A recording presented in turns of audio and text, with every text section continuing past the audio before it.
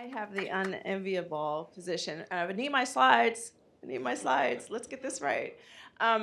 Following my brother from another mother, cohort 3, Aspen Ascend Fellows, to talk about building community resilience, collaborative, and proudly networks now. After 4.5 years of work, I've heard the word dismantle, disrupt used quite often here. And so I want to, before I start this, is to really hit a level set as far as what we mean by community resilience, first off. So resilience, number one, I am not applying a term from physics to the human spirit, nor am I applying that to our communities. When we talk about resilience and the building community resilience work, otherwise known as BCR, we are talking about providing communities the buffers and supports to not only bounce back from adversity, but to also bounce forward. And so we are with intent, harnessing the power of collaboration with community across sectors to really address what are the sources of adversity in our community as they vary from community to community. And so we are applying what seems to be a very simple process. In fact, when I first designed this and presented it to some folks, they said, well, this looks like Public Health 101. Perhaps it is, but why aren't we doing it if it's that simple? And so what we do in building community resilience is work with our community partners as well as with sectors, major systems, to create a shared understanding. When we talk about adversity in Milwaukee, in Missouri, in Texas, what does that look like? And what are the voices? What's the narrative of adversity? What's the narrative of hope in our community? And then working very systematically to determine what's our state of readiness to address these things, but not just looking at it from a deficit model, but what are those supports and buffers that are already in place that we can build upon? As we go through this process, it's very readily available to begin to understand who needs to be at the table. So I gave yesterday in talking to Jessica about our work, I have a grandmother who loved to throw fabulous dinner parties. And she would rotate her guests, and she always had an eye to and an ear to, we want to have different voices at the table. Who's going to foster the engaging conversation? Who's going to spark new ideas? Who's going to bring something to the table that maybe doesn't normally get invited to these types of parties? And so that's exactly what BCR does. We create room at the table for the unlikely suspects to be at the table, to input their story, their narrative, but most importantly, to help in the co-creation of these solutions, not just stay on the narrative of adversity, but what we can build upon. Again, flipping fear to hope, turning hope into something that is actionable. And so with that is necessary to have the community a voice. So one of the things we've heard, and I want to be really clear about, I've started using this bug to communicate why we talk about equity in this work, is because, as you've heard a number of speakers over the last 2 days talk about equity or inequity, we know that inequity in itself is the underlying stressor that leads to so much adversity and trauma in our communities. And without equity, you can't hope for resilience. And so these two concepts of trauma and resilience are inextricably tied to equity. So we cannot do this work without putting equity in the center. And so that's why we're being very intentional by doing so with this very simple bug. So what's the problem that we're trying to solve? We're going backwards. Let me, okay, pretend like you don't see any of this. Okay, it is, man. I don't play Fortnite or video games or anything of that nature, so I'm like, what is happening here? All right. 1, dimples. 2, what's the problem that we're trying to solve, folks?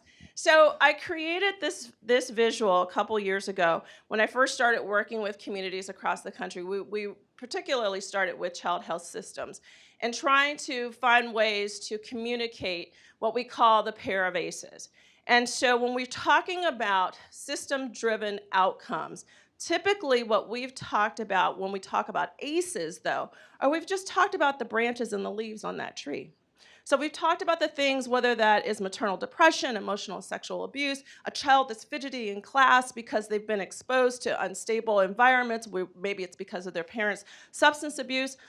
Much like the trees that we see in our forest on the streets, we can judge the health of that tree by the vibrancy of the green on the leaves, the strength of the branches. That helps us give us an idea of how strong that tree may be.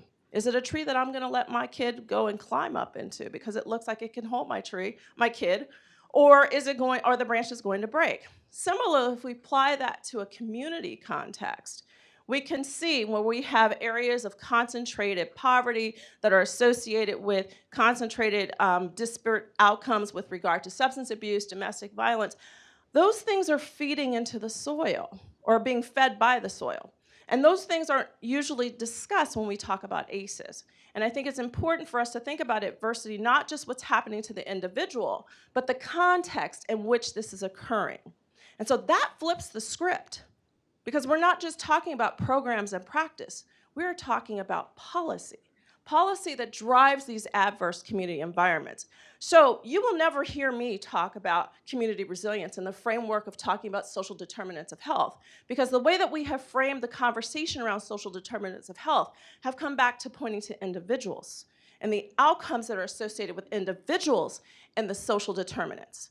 So instead, I'm reframing that as systems-driven community characteristics, because it helps us to understand that we're not necessarily saying that individuals aren't responsible, they don't have some level of responsibility. But we have to also understand that systems have responsibility. Systems have responsibility for the outcomes that we see in our communities, which then lead to the outcomes that we see or are associated with the outcomes that we see in individuals.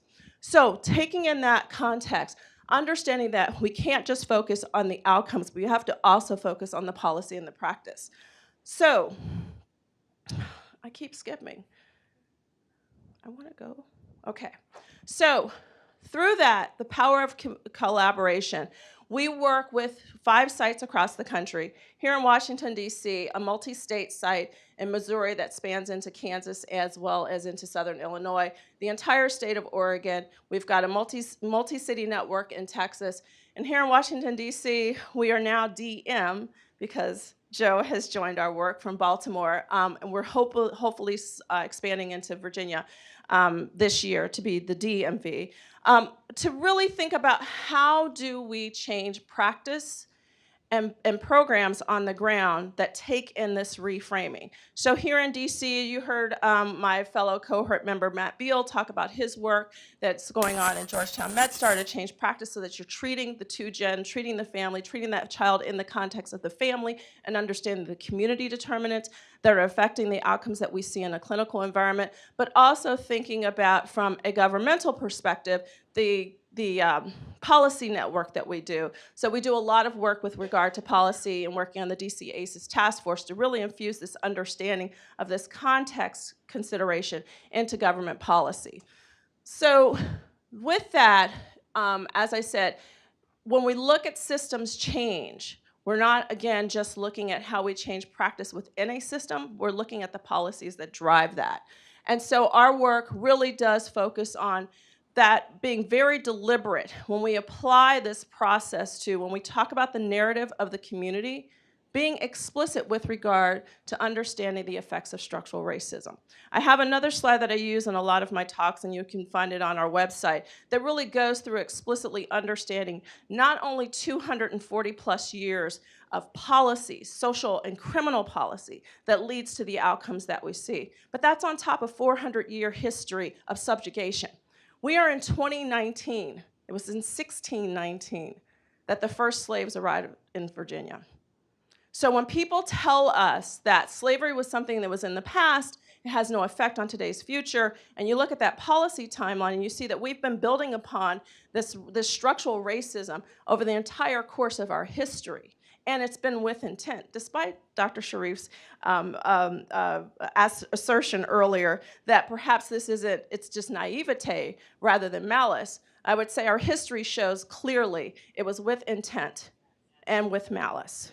And so just as you wouldn't expect a physician to treat obesity without weighing the patient or to treat blood pressure without treat high blood pressure without taking the patient's blood pressure.